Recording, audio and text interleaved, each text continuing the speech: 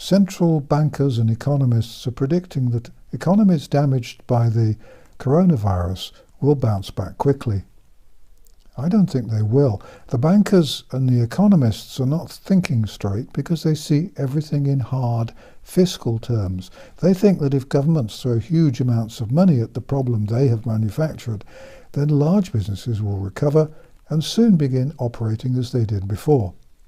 They don't give a damn about small businesses, of course. Indeed, part of the plan is to destroy small businesses which are difficult to regulate and inefficient in taxation terms. This confidence from the bankers and economists is, I think, embarrassingly naive. Even if governments cancelled lockdowns and social distancing straight away, the damage done by a series of deliberately terrifying and oppressive regulations will last for decades, and probably for generations to come. And that, of course, is the aim. The politicians and the power brokers know what's going on, but most economists and most bankers are not at the top of the food chain. The fact is that fear and anxiety, both of which have been created in abundance, are not going to disappear overnight. There's much anger among those of us who see exactly what governments are doing, the thinkers and the skeptics and so on, but a large part of the population is too overwhelmed with fear to see the truth.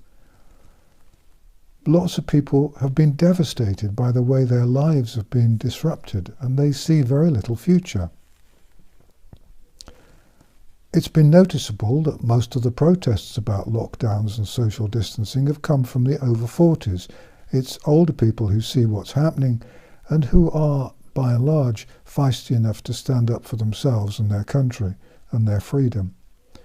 And it's mainly those in the older age groups who find it difficult to understand why nations have been shut down for a virus which has killed far less than half the number of people who can be killed by a nasty winter flu.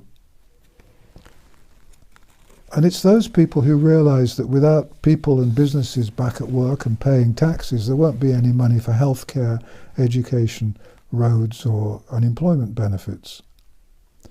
The economists and the central bankers don't realise that most people's habits will now be changed permanently. The economists and the central bankers live in a cocoon. They're protected from much of the horror which is going on around them. They have nice big fat pensions and their pay will keep coming whatever happens. People have become distrusting and suspicious. They don't trust anyone or anything outside their immediate circle.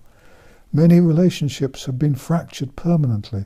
The effect of the stress people have been under will produce permanent damage.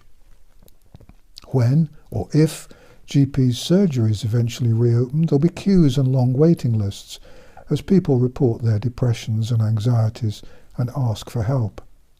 With no suitable training and very little time, GPs will, I fear, hand out vast quantities of anxiolytics and antidepressants, most of which are addictive.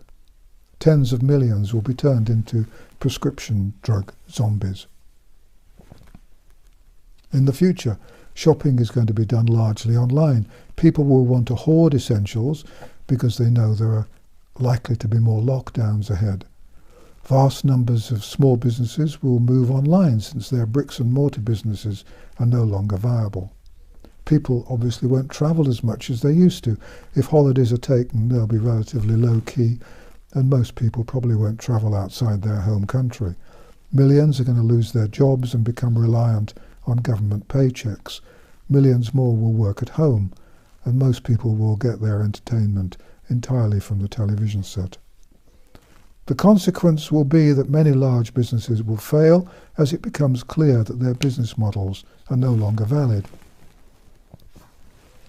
And so in my view, the economists and the bankers have got it all wrong. There isn't going to be a rapid recovery from the coming recession, and I don't think we should expect one. But then I don't really think that the politicians and global leaders ever expected that there would be a rapid recovery either. They arrested the wonderful bloke who used to wander up and down carrying a sign which said, "The end is nigh." I fear his time has come. we're heading for a global depression like nothing there's ever been before. We're being manipulated and we're going back to the days before the Industrial Revolution. And I'm afraid I don't think it's happening by accident. It's my hope and intention over the coming weeks to try to provide some reassurance and some thoughts on how best we can all deal with what is going to happen in the future. Thank you for watching An Old Man in a Chair, and thank you all for your support. This video has not been monetized. There shouldn't be any adverts in it, around it, or any sponsorship. And you can find more about the coronavirus and a whole host of other subjects on my website, www.vernoncoleman.com, which also doesn't have any adverts or any sponsorship. Thanks very much for watching.